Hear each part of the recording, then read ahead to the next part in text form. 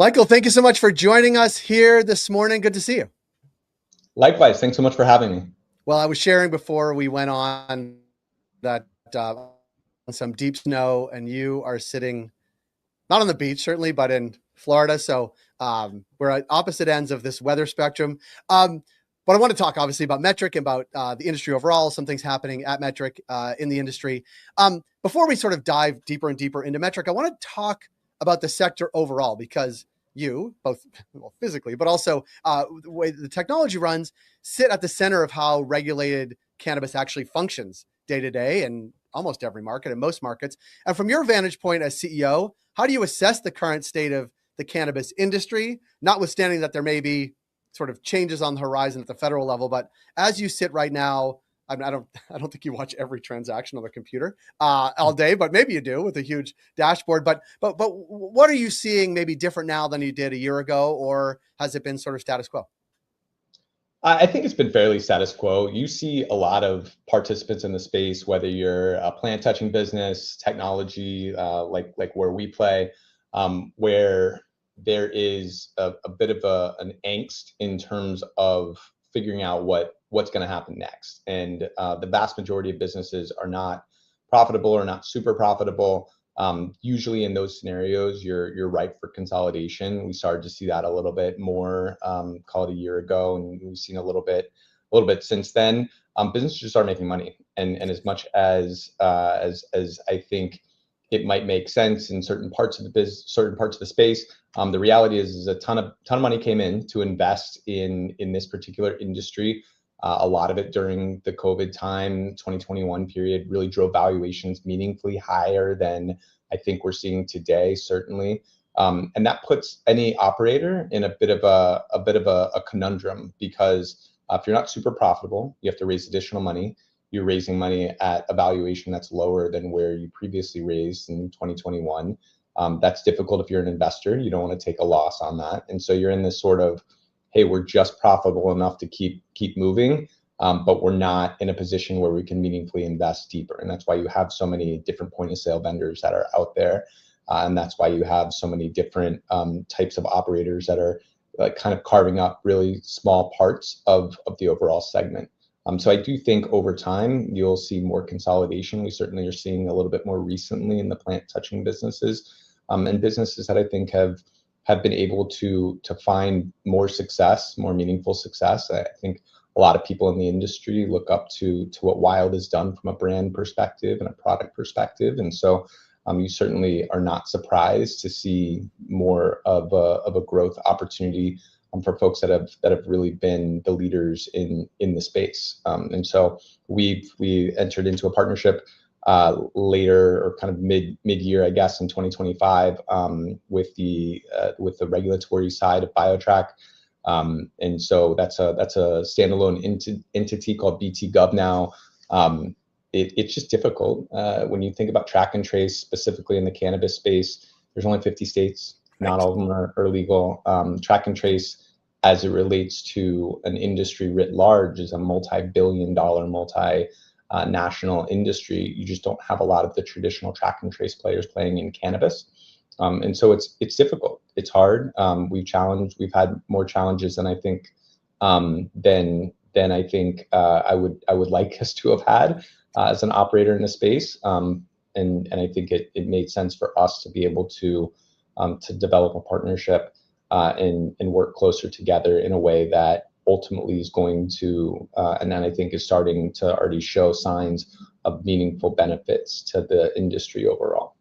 I want to ask you about that, because you said other track and trace systems you're talking about in other parts of the economy for sure. Like, how is doing cannabis different? Is it just the newness of it, or the specs that each geography wants and regulators want that are sort of, you enter a market and everything is sort of a one-off from, step zero? Or is it sort of all of these things plus the newness makes it a challenging industry to operate in? Yeah, and it's just not wildly profitable for when you think about things. I didn't add that part in. Yeah. So when you look at the comparable industries, so we get a lot of attention relating to RFID tracking. RFID is the primary use, the vessel for tracking the supply chain across the world. Walmart requires every single box to have an RFID tag on it. And every single, like one of the more regulated industries, which doesn't get as much space in the conversation, is the beef industry. And so, I mean, in 2024, the USDA required every single cow that could potentially cross state lines to have an RFID tag attached to its ear. Every single one of them. And so at any point in time, there's 100 million cows in the United States. That's more plants that are in the ground in the United States. You typically make about the same level of profit from a plant as you do a cow, but an RFID tag in the ear of a cow costs about $8. Ooh. And so that's meaningfully more than where we see the cannabis space. And so if you're an operator in that space, it's not going to make a lot of sense for you to want to participate in the cannabis space, where your opportunities to be profitable are a little bit less voluminous, and certainly a little bit less attractive. So we've seen players, and we've done different things over time. Metrc is a product that's a outcome, if you will, of a 30-year-old startup. And so our founders have done all different types of track and trace mechanisms, from controlled items, police evidence rooms, air cargo, fresh food, frozen food, all different types of agriculture use cases. And the most heavily tracked of any plant is actually orchids. And if you were to go to Madagascar, look at how closely they're tracking vanilla. I think you'd be amazed at the level of sophistication. Wow. I don't mean to sound like an idiot, but I didn't know, like, orchids and vanilla, so high value products for sure, right? Sometimes, yeah. I mean, vanilla is very expensive. So I mean and the best vanilla in the world is grown in Madagascar. And depending on how much gold is trading, well, it hasn't been this way in a few years, but you used to have a little bit of a competition between Madagascar vanilla on a per ounce basis versus gold. And is that kind of ask a question, because you talked about sort of Metrc coming out of those other industries and sort of other parts of the economy. Are those being tracked, traced for sort of business efficacy or regulatory compliance, or sometimes both? Both, usually both. Yeah. And so we don't think about it in the day-to-day kind of spectrum of how the supply chain works. But oysters are usually they're tracked in usually bags of not more than 50, and there's wireless traceability associated with oysters. If I mentioned cows, you look at chickens. So every chicken has this little ringlet attached to one of its legs. Sometimes they have electronic functionality, sometimes they don't.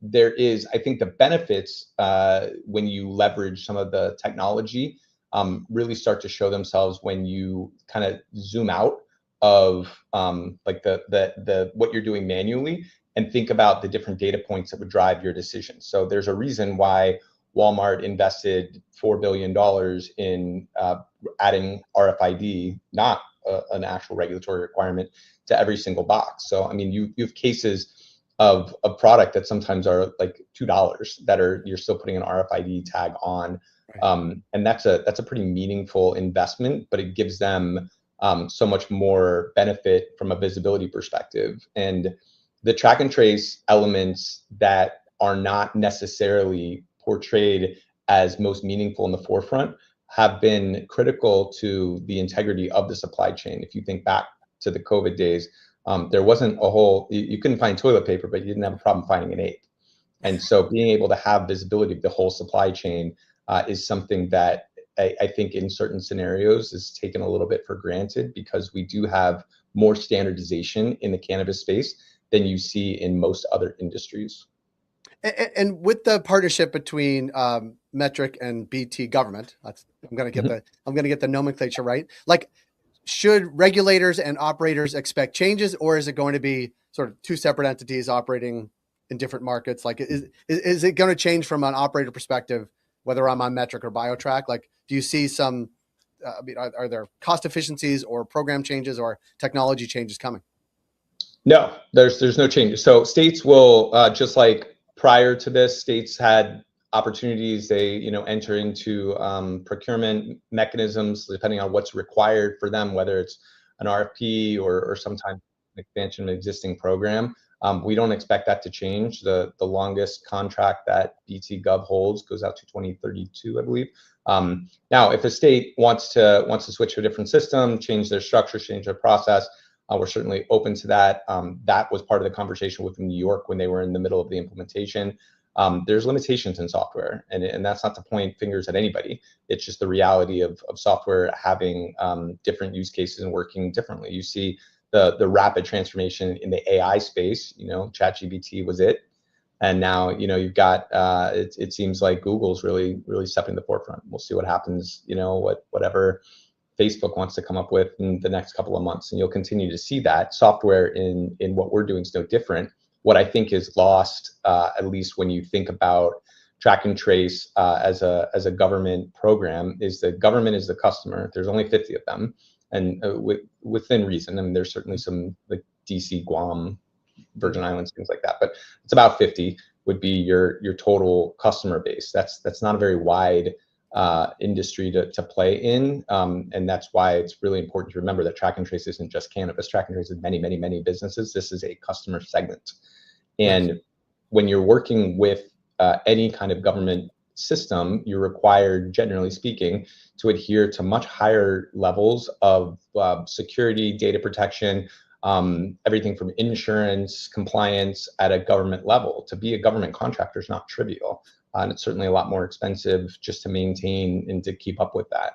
And so when you look at a lot of those sort of back office elements, there's I think a lot to learn. There's a lot of efficiencies that just in being able to translate what some of those complexities are. But the system remains separate. BT Gov remains an independent operating business. It's led by Mo Afana, who's definitely done some things with us in the past.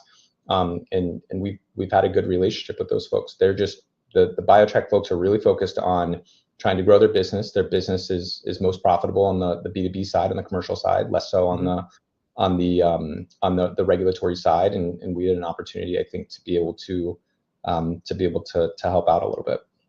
Yeah, I want to drill down because you touched on New York in particular, and I want to be judicious in sort of how I couch this because there's been legal challenges certainly in New York related to track and trace implementation and vendor selection. And I guess without getting into specifics, unless you want to, how does Metrc think about navigating sort of the legal scrutiny along with the sort of regulators in the state while continuing to support regulators and operators in a complex market like New York and other markets too, but specifically New York is on the forefront of lots of our readers' minds.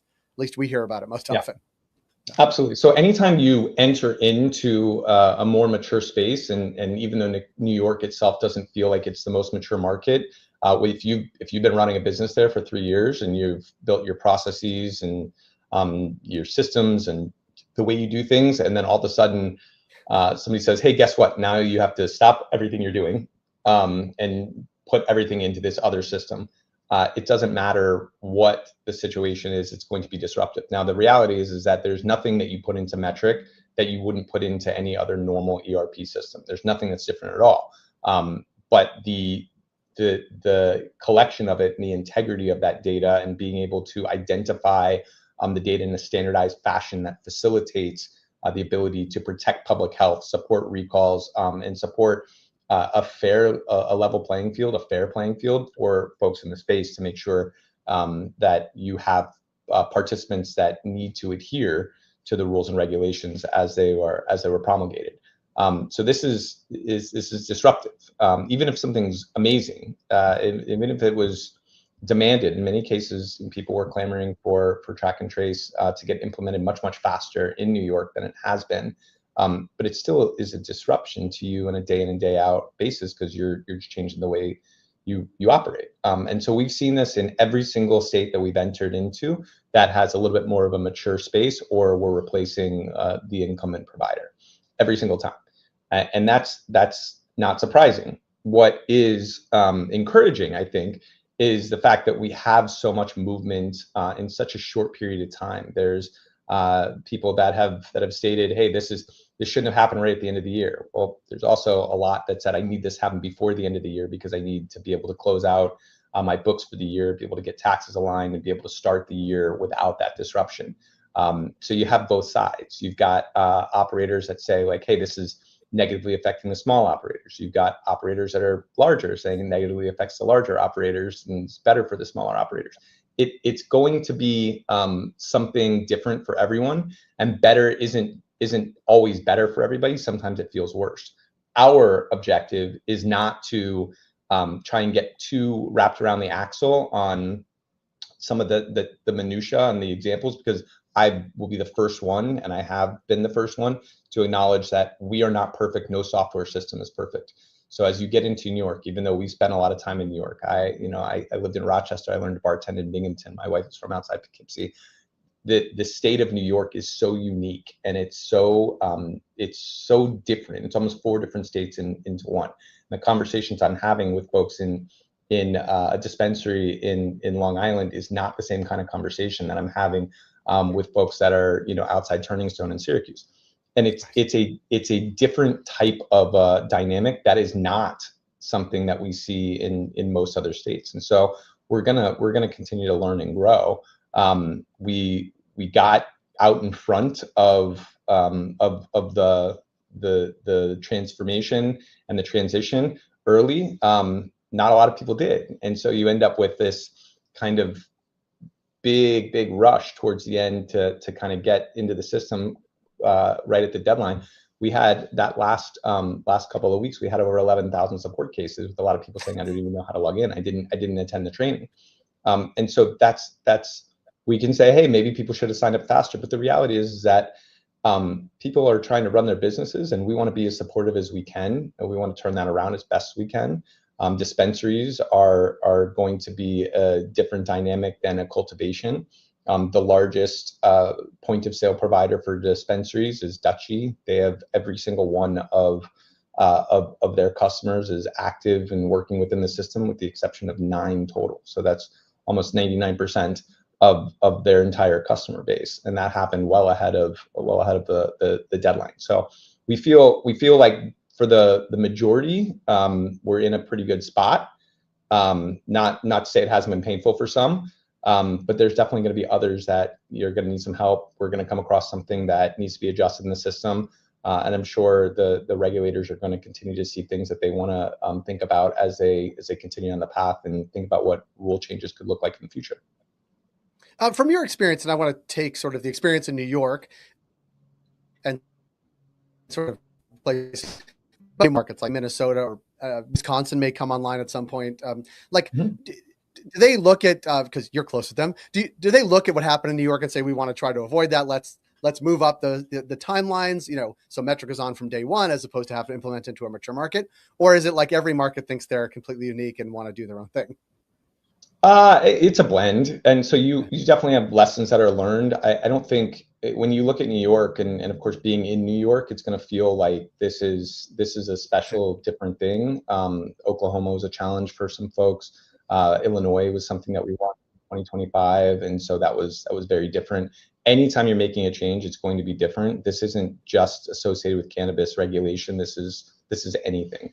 I would encourage any state, as they're thinking through how they're formulating their law and the statute structure as well as the regulatory structure, to get track and trace in place sooner than later. There's definitely been different approaches. Some states have said we're not even going to allow for a license to get issued until track and trace in place. And we see that in Alabama, for example. We've been in Alabama for a few years, and so an adult use license was issued, I believe, for the first time last week. So you see that happen. In Minnesota, it was a medical only state which switched to adult use, and so we're already in place there. It makes it pretty easy to make the transition, but because you just have a smaller market, and so when you have fewer participants in the space, if everybody starts from day one on a standard, it's certainly going to be much smoother than trying to get 3,500 licensed operators to shift what they're doing in a 3-month period. Right. It's like, it's not just changing an email system. Like, it's far more complex than that, right? It's not moving from Microsoft to Gmail. It's a good deal more challenging. And can I just ask a question? Because I don't know necessarily, like, what were operators doing to provide visibility into what they were doing prior to the rollout? Like, was it download everything into a spreadsheet and upload it to the state? Is that? Is that a fair That's assessment? my understanding. Some derivation of that, and you've seen that happen in some other states that have a lot of challenges with their systems, and lacking track and trace is it can be a challenge. You know, there's definitely participants in the space in any state that are going to have their complaints about track and trace, but go to a state that doesn't have a functioning track and trace regime. The chorus is certainly much, much louder. You see that in Washington State. I've seen that in New York prior to this. Yeah. Well, Michael, I appreciate time to, as always, and candor, sort of how the business is going and what the sector looks like, and talking about New York in this case in particular. So I appreciate the time. We hope to have you back, and we will connect with you as time goes on, as the rollout continues in New York and other places. So, Michael, thanks for making time. Likewise, anything I can do, really appreciate the opportunity to spend time with you today. Great. Appreciate it.